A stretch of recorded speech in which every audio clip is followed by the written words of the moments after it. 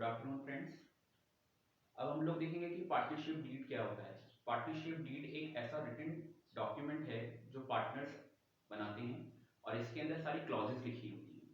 जैसे क्लॉजेस में सबसे पहले मैंने आपको बताया इसमें होता है description of the partners. Description of the partners में पार्टनर्स का नेम और पार्टनर के एड्रेसेस, ठीक है, ये सब चीज होती है इसमें। सेकंड थिंग पार्टनरशिप डीड में होती है description of the firm. Firm का नेम होगा, फर्म का एड्रेस होगा कि फर्म किस नाम से रखी गई है, जैसे एबीसी पार्टनरशिप फर्म। फर्म का एड्रेस किस जगह फर्म सिचुएट करती है वहां का एड्रेस होगा। Principal place of business. Principal place of business का मतलब है कि पार्टनरशिप फर्म बिजनेस कहां से करेगी। बिजनेस का भी प्रिंसिपल प्लेस होता है, हो सकता है कि पार्टनरशिप फर्म जो है वो आपकी यूपी में रजिस्टर्ड है, ठीक है, लेकिन उसका प्रिंसिपल प्लेस ऑफ बिजनेस जो है वो दिल्ली है। तो उसमें पार्टनरशिप फर्म के अंदर आपको पार्टनरशिप डीड में आपको एड्रेस भी मेंशन करना पड़ेगा प्रिंसिपल प्लेस ऑफ बिजनेस का। नेचर ऑफ बिजनेस, किस तरीके का आप बिजनेस कर रहे हैं, आप कोई सर्विस दे रहे हैं या आप कोई गुड्स बेच रहे हैं, तो आपको उसमें नेचर ऑफ बिजनेस बताना पड़ेगा किस तरीके का बिजनेस आप कर रहे हैं। Commencement of partnership, date of commencement of partnership, इसमें आपको date of commencement of partnership देनी पड़ेगी कि पार्टनरशिप आपने कब स्टार्ट करी है, उसे डेट ऑफ कमेंसमेंट कहते हैं।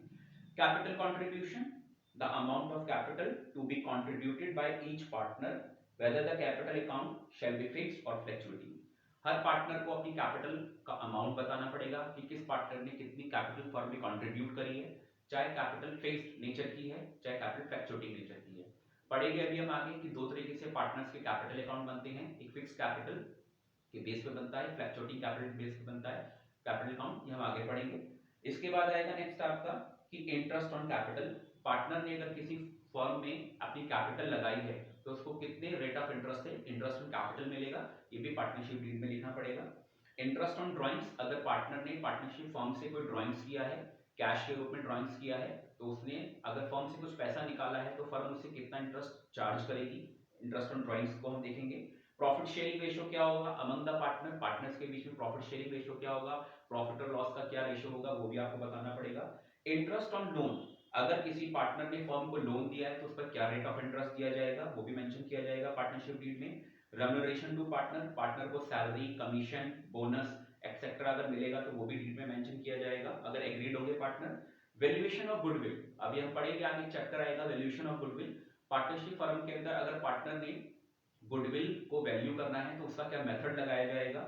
वैल्यूएशन ऑफ एसेट्स, अगर फर्म जो है उसकी एसेट्स को किस तरीके से रिवैल्यू किया जाएगा, रिवैल्यू कब कब होगी पार्टनरशिप फर्म की एसेट्स, अगर कोई नया पार्टनर का एडमिशन होता है, कोई पार्टनर रिटायरमेंट होती है, किसी पार्टनर का रिटायरमेंट होता है, किसी पार्टनर की डेथ होती है, तो उस केस में एसेट्स का रिवैल्यूएशन कैसे करेंगे, लायबिलिटी का रिवैल्यूएशन करेंगे, उसका मेथड बताना पड़ेगा। सेटलमेंट ऑफ अकाउंट, फर्म के अकाउंट्स कैसे सेटल किए जाएंगे, अगर फर्म क्लोज हो जाती है, डिसॉल्व हो जाती है, तो उसके अकाउंट्स कैसे सेटल किए जाएंगे वो बताना पड़ेगा। अकाउंटिंग पीरियड क्या होगा, जनरली अकाउंटिंग पीरियड आपको पता है अप्रैल टू मार्च होता है, फाइनेंशियल ईयर होता है, तो 31 मार्च एंडिंग तक, यानी कि अप्रैल से 31 मार्च एंडिंग तक आपका फाइनेंशियल ईयर होगा। राइट एंड ड्यूटीज क्या होंगी पार्टनर की, वो भी पार्टनरशिप डीड में लिखी जाएंगी। ड्यूरेशन ऑफ पार्टनरशिप लिखी जाएगी कि पार्टनरशिप किसी स्पेसिफाइड पीरियड के लिए बनाई गई है या पार्टनरशिप एट विल है, एट विल मींस कभी भी खत्म कर सकते हैं। बैंक अकाउंट का ऑपरेशन, बैंक अकाउंट कौन मेंटेन करेगा, कौन बैंक अकाउंट को देखेगा, पार्टनर सिंगल बैंक अकाउंट को मेंटेन करेगा या जॉइंटली मेंटेन करेंगे, उस पर किस किस पार्टनर के साइन होंगे जिस समय पैसा विड्रॉ किया जाएगा बैंक अकाउंट से। Death of a partner, partnership firm की अंदर पार्टनरशिप में अगर किसी पार्टनर की डेथ होती है तो फर्म कंटिन्यू रहेगी या फर्म बंद हो जाएगी, डिसॉल्व हो जाएगी। सेटलमेंट ऑफ डिस्प्यूट, अगर पार्टनर्स के बीच में आपस में कोई डिस्प्यूट अराइज हो जाता है तो उस डिस्प्यूट को कैसे रिजॉल्व किया जाएगा, कैसे खत्म किया जाएगा, ये सारी चीजें पार्टनरशिप डीड में मेंशन होगी। तो पार्टनरशिप डीड के अंदर टोटल हमारी 20 क्लॉजेज हैं। सबसे पहले हमारी क्लॉज क्या है, सेटलमेंट, सबसे पहले है डिस्क्रिप्शन ऑफ पार्टनर्स, सेकंड है डिस्क्रिप्शन ऑफ पार्टनरशिप फर्म, इसके बाद principal place of business, nature of business, commencement of partnership, capital contribution, interest on capital, interest on drawings, profit sharing ratio, interest on loan, remuneration to partners, valuation of goodwill, valuation of assets, settlement of accounts, accounting period, rights and duties of partners, duration of partnership, bank account operations, death of a partner and settlement of disputes। total 20 clauses partnership deed में लिखी जा सकती हैं। इनमें से clauses 20 ऐसा नहीं है कि टोटल की टोटल 20 क्लॉजेज होगी, क्लॉजेज अपने हिसाब से पार्टनर डिसाइड कर सकते हैं, तो ये पार्टनरशिप डीड के अंदर क्लॉजेज होगी। अब आता है importance of partnership deed. Partnership deed की पार्टनरशिप बिजनेस में क्या इंपॉर्टेंस है। Partnership deed is an important legal document. Partnership deed जो है एक लीगल डॉक्यूमेंट है which defines relationship among the partners, जो पार्टनर्स के बीच में रिलेशंस डिफाइन करता है कि पार्टनर किस तरह से वर्क करेंगे। It is important to have a written partnership deed, ये बहुत इंपॉर्टेंट है कि पार्टनरशिप रिटन में होनी चाहिए, वर्बल नहीं होनी चाहिए, ओरल नहीं होनी चाहिए, so that disputes do not arise, ताकि पार्टनर्स के बीच में डिस्प्यूट अराइज ना हो। तो read should be a written in case they still arise they can be resolved on the basis of partnership deed। अगर उसके बाद भी डिस्प्यूट अराइज होता है पार्टनर्स के बीच में तो पार्टनर से डीड से क्या कर सकते हैं, डिस्प्यूट को रिजॉल्व कर सकते हैं, यानी खत्म कर सकते हैं। इट इज यूजफुल, ये डीड क्यों यूजफुल है, because number 1 it governs the rights duties and liabilities of each partner. Partnership deed किस लिए इंपॉर्टेंट है, इसमें हर पार्टनर के राइट्स होंगे कि पार्टनर्स के क्या क्या अधिकार हैं, क्या क्या राइट्स हैं, क्या क्या पार्टनर्स की ड्यूटीज हैं फर्म के लिए, क्या क्या फर्म के अगेंस्ट पार्टनर्स की लायबिलिटीज हैं, हर पार्टनर के बारे में लिखी हुई होंगी। डिस्प्यूट्स अराइजिंग इफ एनी, अगर पार्टनर के बीच में कोई डिस्प्यूट अराइज होगा among the partner are settled on the basis of partnership deed, तो पार्टनरशिप डीड के बेस पे उस डिस्प्यूट को सेटल किया जाएगा in front of the court. It being a written agreement, तो because it is a written agreement, तो कोई भी डिस्प्यूट फ्यूचर में पार्टनर्स के बीच में अराइज होते हैं तो उस डिस्प्यूट को कोर्ट में पार्टनरशिप डीड की हेल्प से एज ए एविडेंस के रूप में पार्टनरशिप डीड को लेके उस डिस्प्यूट को रिजॉल्व किया जाएगा। It is essential to have a partnership deed. एक क्वेश्चन आता है कि पार्टनरशिप डीड क्या एसेंशियल है, देखा जाए तो पार्टनरशिप एसेंशियल है, इंपॉर्टेंट है, बट इसमें क्या क्या रखा है, it is not essential but it desirable to have a partnership deed. Books में लिखा है कि पार्टनरशिप डीड जो है वो कंपलसरी नहीं है, ये डिजायरेबल है अगर आप बनाना चाहें। In case partnership deed does not exist, अगर पार्टनरशिप डीड एग्जिस्ट नहीं करती है, provision of Indian partnership act 1932 will apply. अगर पार्टनरशिप फर्म में पार्टनर्स ने आपस में कोई रिटन डॉक्यूमेंट नहीं बनाया, यानी कि पार्टनरशिप नहीं बनाई है, तो उस केस में हम कहते हैं पार्टनरशिप डीड साइलेंट है। और जब पार्टनरशिप डीड साइलेंट होती है तो इस सिचुएशन में अगर पार्टनरशिप डीड पार्टनर ने नहीं बनाई है तब उनके ऊपर इंडियन पार्टनरशिप एक्ट 1932 अप्लाई हो जाएगा। यानी कि जब इंडियन पार्टनरशिप एक्ट 1932 अप्लाई होगा तो इंडियन पार्टनरशिप एक्ट 1932 के अंदर जो भी सेक्शंस हैं वो पार्टनरशिप फॉर्म पे अप्लाई हो जाएंगे, क्योंकि पार्टनर्स ने अपने आपस में डीड नहीं बनाई है। और जब डीड नहीं बनाई है तो कौन कौन से प्रोविजंस हैं जो पार्टनरशिप डीड साइलेंट होने पे इंपॉर्टेंट हैं, वो हम लोग पढ़ेंगे, बहुत इंपॉर्टेंट है, बोर्ड में इसमें से क्वेश्चन आता है तो उसको डिस्कस करते हैं। Provisions affecting accounting treatment in the absence of partnership deed.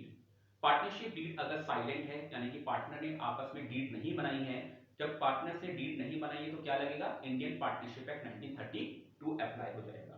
In the absence of the partnership deed और where it is silent, partnership deed या तो बनाई ही नहीं है या बनाई है तो उसमें कोई क्लॉज डाली नहीं है, जैसे इंटरेस्ट ऑन कैपिटल का क्लॉज नहीं डाला, सैलरी बोनस कमीशन का क्लॉज नहीं डाला पार्टनर के लिए, तो उस केस में क्या होगा, इंडियन पार्टनरशिप एक्ट 1932 अप्लाई हो जाएगा उन दो क्लॉजेस के ऊपर। बाकी जो डीड में लिखा होगा उसके ही प्रोविजन अप्लाई होंगे। तो उसमें यही कहता है in the absence of partnership deed, या तो पार्टनरशिप पूरी एब्सेंस है, पार्टनरशिप डीड का डॉक्यूमेंट ही नहीं है फर्म में, या डीड है उसके अंदर क्लॉज साइलेंट है। It does not have a clause in respect of the following matter, अगर इन मैटर्स के ऊपर कोई क्लॉज नहीं है तो प्रोविजन किसके लगेंगे, इंडियन पार्टनरशिप एक्ट 1932 अप्लाई हो जाएगा।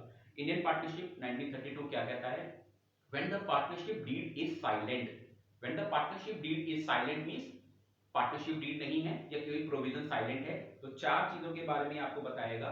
सबसे पहले profit sharing ratio should be equal between the partner, profit sharing ratio जो होगा वो पार्टनर्स के बीच में इक्वल हो जाएगा। अगर पार्टनरशिप डीड साइलेंट है तो प्रॉफिट शेयरिंग रेशियो कैसा हो जाएगा, आपका प्रॉफिट शेयरिंग रेशियो इक्वल हो जाएगा। इक्वल इन द सेंस चार पार्टनर हैं तो 1/4 1/4 1/4 1/4, यानी कि 1:1:1:1।